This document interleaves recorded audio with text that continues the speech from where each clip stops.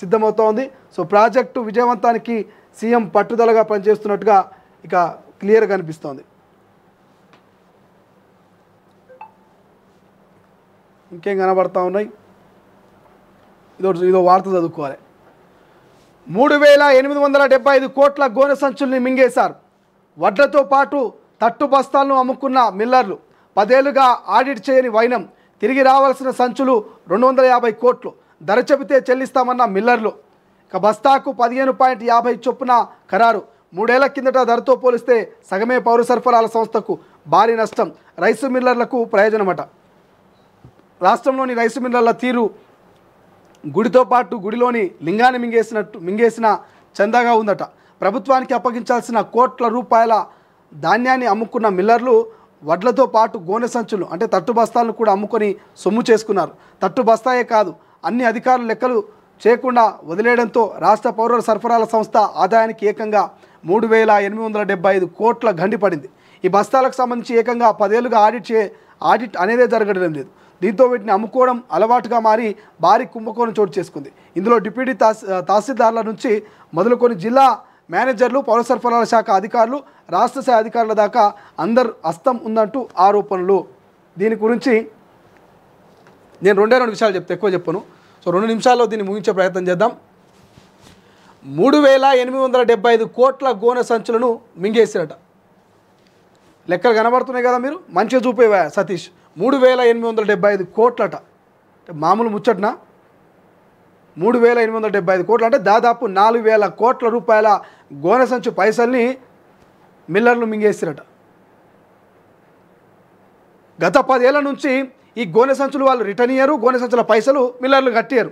మరి ఎక్కడ పోతున్నాయివా అంటే మధ్యలో ఉన్నటువంటి మధ్యవర్తులు. ప్రభుత్వానికి ప్రజలకు మధ్య కొంత మధ్యవర్తులు అయితే ఉంటారు కదా, ప్రభుత్వ అధికారులని, తహసీల్దార్లని, మేనేజర్లని, ఇక వీళ్ళందరూ ఉంటారు కదా మధ్యవర్తులు. ఈ మధ్యవర్తులు ఇక మిల్లర్లతోటి కుమ్మక్కై 4,000 కోట్ల రూపాయలు 10 ఏళ్ల సంది మింగేస్తూ పోతురట. మనందరికీ తెలుసు, ప్రభుత్వానికి సంబంధించి గవర్నమెంట్ CCIలో మనం వడ్లను కనుక అమ్ముకోరికే పోతే ఫస్ట్ వ్యవసాయ ఎవరైతే మార్కెట్కి సంబంధించినటువంటి వ్యవసాయానికి సంబంధించి ప్రభుత్వానికి సంబంధించినటువంటి తహసీల్దార్ ఆఫీసులకు పోవాలి.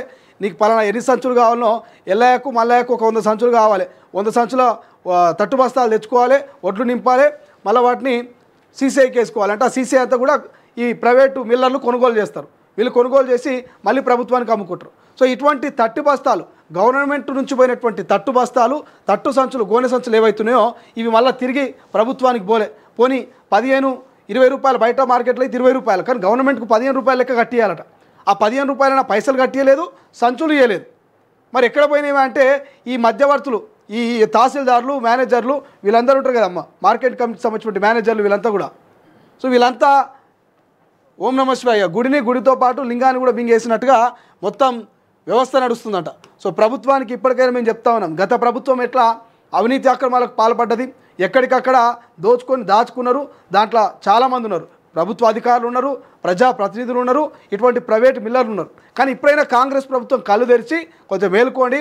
ఊర్లలో ముఖ్యంగా ఉత్తమ్ కుమార్ రెడ్డి గారు చెప్తా ఉన్నాం, సివిల్ సప్లై ఊర్లలో ఎవరైతే రేషన్ డీలర్లు ఉంటారో, సో రేషన్ డీలర్లు ఇప్పటికే మీరు ఇస్తున్నటువంటి ఆ బియ్యానికి సంబంధించినటువంటి ఆ బస్తాలు ఏవైతే ఉంటాయో తట్టు బస్తాలని కూడబెట్టి ప్రభుత్వానికి పోవాల్సినటువంటి ఆ తట్టు బస్తాలని, ప్రభుత్వానికి ఇవ్వాల్సినటువంటి ఆ తట్టు బస్తాల డబ్బులను వాళ్ళ జేబులో పెట్టుకుంటున్నారు.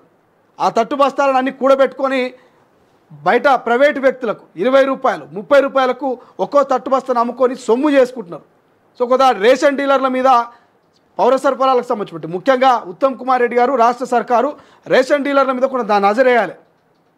రేషన్ డీలర్లు ఈ మధ్య ఎక్కడికక్కడ దోపిడీకి పాల్పడుతూ ఉన్నారు. అవసరమైతే గ్రామాల్లో ఉన్నటువంటి ప్రజల్ని కూడా బెదిరిస్తూ ఉన్నారు. ఎవరికి చెప్పుకుంటారో చెప్పుకోండి, ఏం చేసుకుంటారో చేసుకోండి, చూసుకుందాం అన్నట్టుగా కొంత స్థానికంగా ఉన్నటువంటి ప్రజాప్రతినిధుల అండదండలతోటి గ్రామాల్లో రేషన్ డీలర్లు అక్రమంగా అవినీతికి పాల్పడుతూ ఉన్నారు. ఆ బియ్యానంతా కూడా ప్రైవేట్గా అమ్ముకుంటూ ఉన్నారు. ఇలా మొత్తం రేషన్ డీలర్ల రేషన్ షాప్లో ఇవాళ మొత్తం సరుకు దిగుతుంది. ఇక 2-3 రోజులు ప్రజలందరికీ పంచుతారు. ఇక అటో ఇటో కొంత పంచి మిగిలిన ఈ బియ్యానంతా కూడా ప్రైవేట్గా అమ్ముకోవాలి. ఓ ఆటో పిలిపించుకోవాలి, ఆటోలో వానికి 15 రూపాయల 20 రూపాయల లెక్కన ఆ బియ్యాన్ని అమ్ముకోవాలి. బియ్యంతో పాటు సంచులను కూడా అమ్ముకోవాలి. సో ఇదే కథ సేమ్ మిల్లర్లు చేసిన కథనే ఇక రేషన్ డీలర్లు కూడా చేస్తూ ఉన్నారు. గుడిలో ఉన్నటువంటి లింగాన్ని కూడా మింగినట్టు ఇక రేషన్ బియ్యాన్ని, రేషన్ బియ్యంతో ఉన్నటువంటి ఆ సంచిని, ఈ రెండు కూడా దొడ్డిదారిని అమ్ముకునే ప్రయత్నం చేస్తూ ఉంది సివిల్ సప్లై వాళ్ళు. ఇప్పటికైనా ఈ రేషన్ డీలర్ల మీద కొంత నజరు పెట్టుర్రి.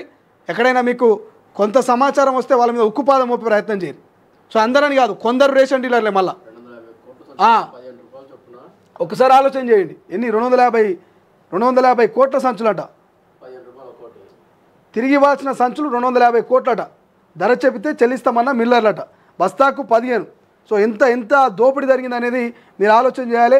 ఇప్పటికైనా ఈ మిల్లర్ల మీద, రేషన్ డీలర్ల మీద ఈ పౌర సరఫరాల శాఖ, సివిల్ సప్లై ఫోకస్ పెట్టకపోతే మాత్రం ఇంకా రాష్ట్ర ఖజానాకు గండిపడుతుంది, ప్రజా సొమ్ము దుర్వినియోగం అయ్యేటువంటి అవకాశం ఉంటుంది. కాబట్టి దీని మీద ఫోకస్ పెట్టాలని చెప్పి మేము డిమాండ్ చేస్తూ ఉన్నాం.